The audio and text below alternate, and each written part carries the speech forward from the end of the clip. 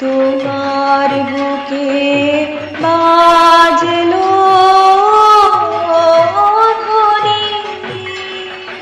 বাজে মনে বিদায় ব্যথা, বেদন বাঁশির সুর, মাঝে আজ যাচ্ছে চলে মোদের হতে দূর। মায়ের আশিস ঝরে পড়ুক তোমার আমার তরে, থাকবো মোরা অপেক্ষাতে আরো একটা বছর ধরে। আজ বিজয়া দশমী, শারদ উৎসবের সমাপ্তি।